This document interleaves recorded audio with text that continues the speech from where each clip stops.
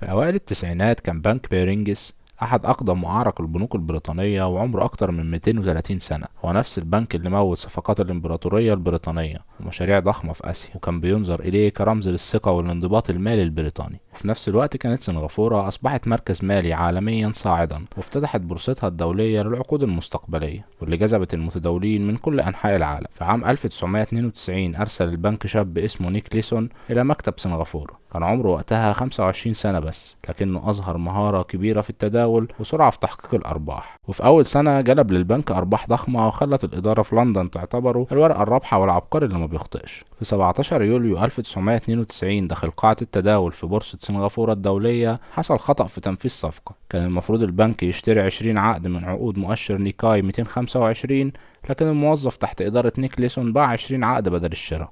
الصفقة اتنفذت غلط، والخسارة وقتها كانت بسيطة، حوالي 20,000 جنيه استرليني. خطأ عادي جدا المفروض يتسجل بروتوكوليا ويتبعت للإدارة في لندن. لكن هنا ظهرت المشكلة الحقيقية. نيك ليسون قرر ما يعترفش، قرر يخبي الخسارة في حساب جانبي موجود عنده، حساب كان مخصص أصلا لأخطاء التداول اسمه 5 تمانيات. نيك ما اكتفاش بإخفاء الخسارة، دخل رهانات أكبر في السوق الياباني، وكل ما يخسر يزود الرهان، وكل ما الرقم يكبر في الحساب هو يصدق أكتر إنه هيقدر يصلحها. وفي نهاية 1992 الخسارة اللي بدأت ب20,000 بقت 2 مليون جنيه استرليني. وفي نهاية 1994 الحساب كان شايل أكتر من 200 مليون خسارة مخفية. نيك ليسون كان ماسك دورين في نفس الوقت، هو اللي بيعقد الصفقات وهو اللي بيكتب التقارير عن الصفقات نفسها، عشان كده محدش اكتشف. في يناير 1995 اليابان اتعرضت لزلزال كوبا، والأسواق اتقلبت في ساعات، والرهانات اللي كان معتمد عليها قلبت مرة واحدة ضده. والطلبات اللي جاية من البورصة لتغطية الخسائر كانت كبيرة لدرجة إن الفرع نفسه ما قدرش يغطيها. ولما بدأوا يبصوا بدقة ظهر حساب ال5 تمانيات. أول ما اتفتح اتضح إن اللي جواه مش شوية أخطاء بسيطة، لكن تراكم سنين. الإدارة في لندن اتصدمت، الأرقام كانت مش مجرد خسارة كبيرة، ده كانت خسائر ب1.4 مليار دولار. فورا بعتوا رسالة لفرع سنغافورة يوقف أي تداول، لكن نيك ليسون وقتها ساب المكتب واختفى من غير ما يقول لأي حد.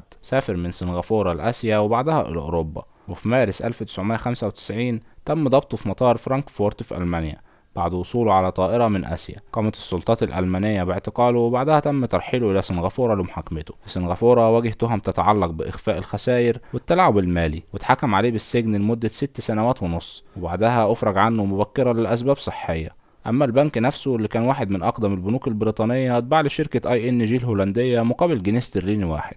الثقة في النفس شيء جيد، لكن الزيادة منها أخطر انحياز إدراكي عند البشر. الثقة المفرطة ممكن تخليك تفتكر إنك أكبر من الخطأ، وتتجاهل المعلومات اللي ضدك، وتكمل في الطريق الغلط لأن النجاح السابق خدعك. تشوف نفسك استثناء مش مجرد إنسان. نيك ليسون ما كانش شرير، كان بس واثق زيادة عن اللزوم. والثقة المفرطة مهما كانت نواياك بتكلفك انت وبتكلف اللي حواليك. معظم الانحيازات الإدراكية بتبان من بره، إلا الثقة المفرطة بتبان بس عند الناس التانية. الشخص نفسه يفضل مقتنع انه فاهم ومسيطر حتى لو الواقع بيقول العكس. هي مش خطأ لحظي، هي خط بيطلع لفوق. كل ما الشخص ينجح خطوة يفتكر انه معصوم من الفشل. زي ما بيقولوا النجاح أحيانا بيكون أسوأ معلم، لأن النجاح بيخلي الإنسان يحس انه استثناء، وده بيخليه ياخد مخاطرة أكبر لحد ما يقع في سقطة ما يرجعش بعدها بسهولة. واحدة من أكبر الخرافات بتقول اللي جرب كتير يبقى فاهم كتير.